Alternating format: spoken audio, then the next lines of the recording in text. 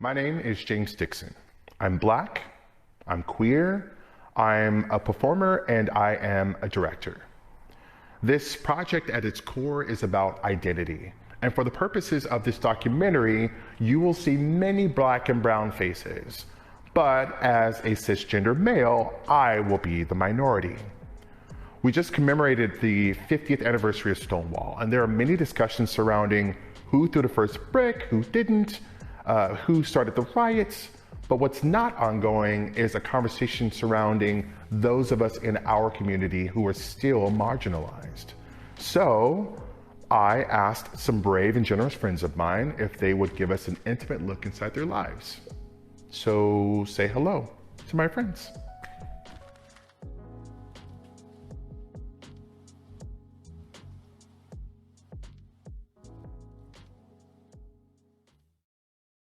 Hi, I'm Shaniqua, performer, hairstylist, and makeup artist.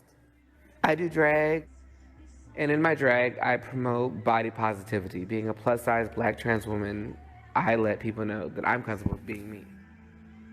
I'm also a pageant queen, so a lot of the times that I reflect my time and my anger into rhinestone gowns, making costumes, making new wigs for myself, helping my drag kids. I put my time and positivity into that because when the world's all bad, you just want something to just do and focus on. So that's what I do. I'm Marquis, aka Marquise. I'm a creative and a musician. I identify as a non-binary trans femme.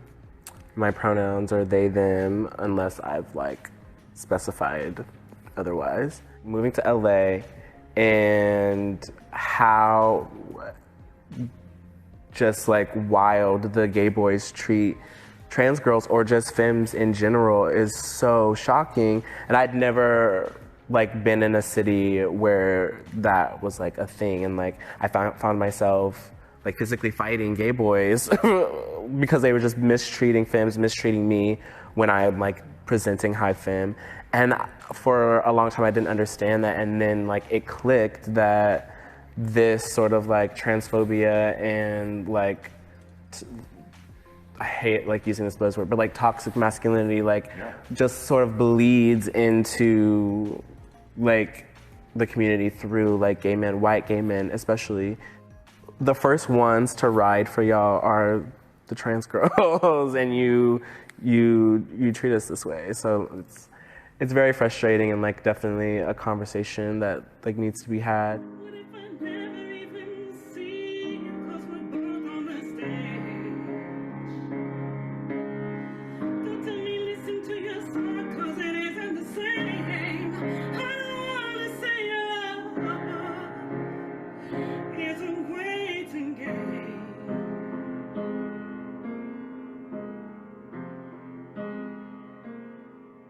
Zell Smarchant. My pronouns are they, them, or he, him. I live in a suburb of Portland, Oregon.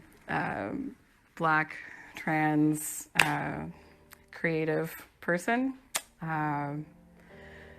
who gives a fuck. People don't get that, to be Black and trans, it's so fucking different. I came out to my family, which knew when I was really young, that there was something different about me. And I probably came out 9 times. And it wasn't until I decided to change my name that I got disowned. I haven't spoken to my mother in 3 years coming on now. My dad and I just started talking again. My brother, who I was really tight with, we're not so tight anymore. We do talk, but it was, he had a whole lot of, basically fragility around it. Who you couldn't be gay because I saw you kiss a boy once, or you couldn't be, trans or queer. What does that mean to me? He had said to me. And I was like, it doesn't mean anything. I'm the same person. I'm Cole Prophet. I am 40 years old. I am a non-binary queer person, and I've lived in Portland for 11 years. I feel like I'm in a place in my life now where I feel more affirmed and secure in my gender than I ever had.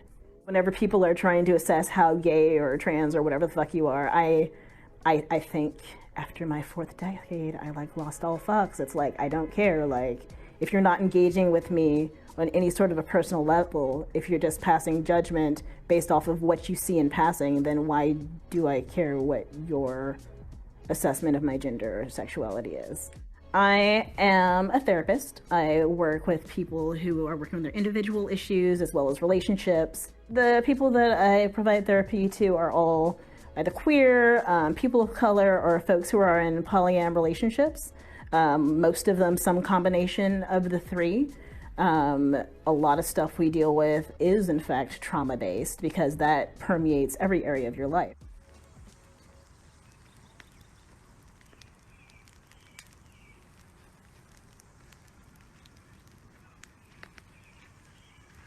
My name is Lucas Maximiliano Soto. That's my colonized name. And my Indian name is Eshkanag Niahasai, or Hornsdown in English. I use he, him pronouns, they, them as well. I identify as a transmasculine, two-spirit individual, female to male. I was born biologically male and transitioned, and now present more masculine, but I don't really identify with gender. It's not that I'm like turning more against the gay community, but I'm finding that I don't want to be included a lot because I feel excluded. Like I said again before, I feel like a lot of gay guys push transgender girls away because, oh, she thinks she's fish. She thinks she's a woman now because she has, you know, this, and this. No, it's not the fact that I think that I am a woman, but I am also a trans woman first. So people like they sit there and take my transition as in I push myself away from the gay community, or my transition as I'm still not a drag queen, or, you know, like I still do all those things. I still think I'm gay. I have my gay kids. I have my family, you know. But the fact is, it doesn't change who I am. Me as a black trans woman, I have so many friends that I grew up with that are dead now. Who get myself together? Sorry, like it's different. Like people don't care about the trans community. When it comes to the LGBT, they forget about the T all the time. So it's like, to forget about it, it's sad because the fact is we're a big part of what the LGBT pride was. Like, that's what pride was about, like built off of trans women. And like, we forget to celebrate trans women at all. Sorry. No, it's totally fine. That's what we're here for. It would be enough to just deal with the gender thing alone. But when you're in a world that wants you dead, you know, for your race, and then your gender too, and then you have your people of your families of color around you who are also like, how dare you bring more attention on us?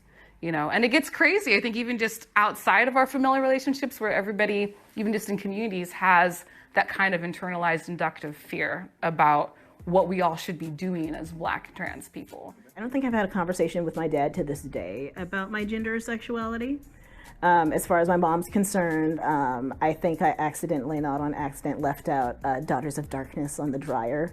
It was like this book of like lesbian erotic tales. And my mom's like, what is this? Why do you have this? I'm like, because I'm a lesbian. And I was like 15. And she's like, you're too young to know what you are. It's like, Am I? Am I though? Sacramento, you know, that was my hometown. So basically, you know, as far as the community is concerned, I came out when I was 15, instantly found the Lambda Community Center youth group and went from there. Like I had instant community. It was like really good because prior to that I had felt pretty isolated until it's like, oh yeah, you're a baby queerdo. That might be why you can't find any friends. I guess I hope for people to find some ways to have like safety in their life, like whether it be like internally or like in their community or whatever that looks like. So that they can express themselves and be who they are. I mean, part of what trauma does is it has a lot of shame involved. And whenever we talk about the idea of like not being queer enough, like that's a shaming thing, right? And then like, you know, where do you belong if you're like not queer enough to be with the queers? Or like, you know, you're clearly not straight and that doesn't feel right. I feel like a lot of times with things that people go through, their symptoms, what makes it worse is trying to push it away, act like it doesn't exist. Try to make it go away. It's there. You have to look it in the face and you have to try and understand it and listen to what it's trying to tell you. You have to make friends with it. It's not always going to be your best friend. Sometimes you have that friend you don't call. But like sometimes they show up at your door and it's like, okay, I have to have a plate for you because otherwise you're gonna eat everything in the house. Right, they're gonna eat everything in the house and the house is going to fall. Yes. The song is just about honoring the woman, honoring that female energy.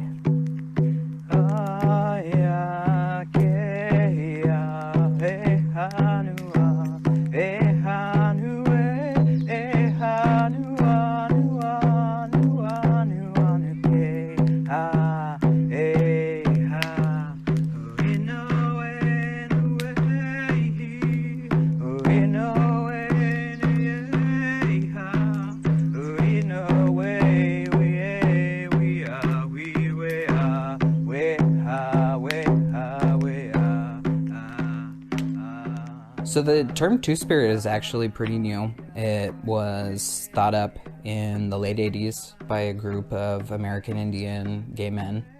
I, know a lot of my elders, a lot of my teachers, a lot of the people that have been a big piece of my life and my spiritual journey the last several years are the people that directly created that term. And at the time in the 80s was the AIDS epidemic.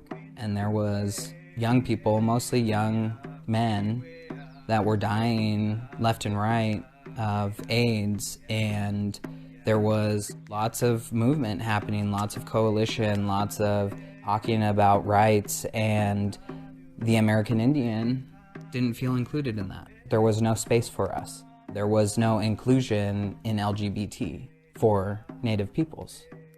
Generally, you come from a clan, and those clans come from a land, and we have connection to that. And so to be queer doesn't fully encapsulate who we are as a people culturally.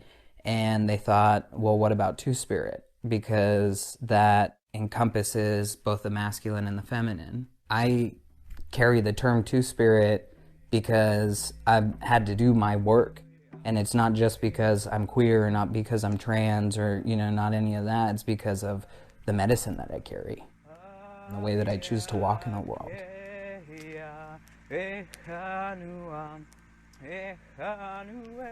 So for many of us, the concept of survival can be a very complicated thing, especially when you approach it from the perspective of the gender binary, cultural norms, racism. I personally have witnessed more transphobia, more misogyny, and more racism in our own community than any other community, which is baffling when you think about the fact that many of us dealt with it from our families. Many of us dealt with it from the lives we've left behind, and then to come back here and be in a community where we're supposed to feel safe. It's just baffling how much more dangerous it is in these safe spaces when people don't really see us and see our barriers or see all the members in our community for who we really are.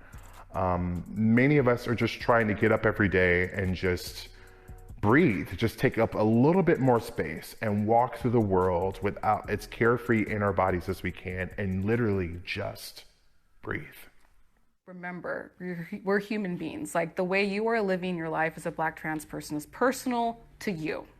So you need to let everybody have that. That's why we're here. Like, you're fucking backwards if you're thinking that you can go in and tell everybody. Like, what does that sound like? A Black person going around telling a bunch of Black people how Black they should be or how mixed or all this and policing that? No. You either love me or you don't. What I want is to live my life, and I'm here for that, and here for helping other people do that 100%. I mean, that's the point. You have this one shot and you don't even know how long it's gonna last. So why waste it? Use it while you have it and use it the best way you can, I feel like we all should be doing that fearlessly. We wanna be treated as human beings. That means we wanna walk out the door, go to work and not have hassles. We wanna hit that stage, have a gorgeous time, give her all, not have to deal with all the complications, the dangerous situations that pile up.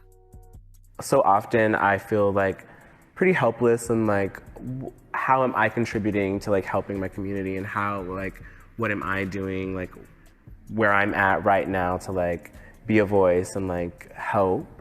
And like the way I reconcile that is through my music and performing and speaking. So, because I can't be on the front lines getting maced and tear gas as much as like the fire in me would love to do that. I can't. And so, yeah, I reconcile that through like my performance and like being a voice where and when I can.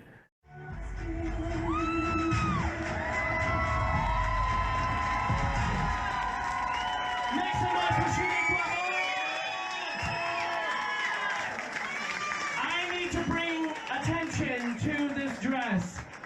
This dress is covered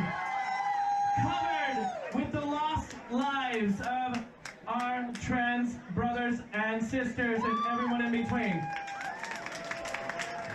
This is terrible. This needs to stop. You're a trans woman. I'm agendered. And I want to say, this needs to stop.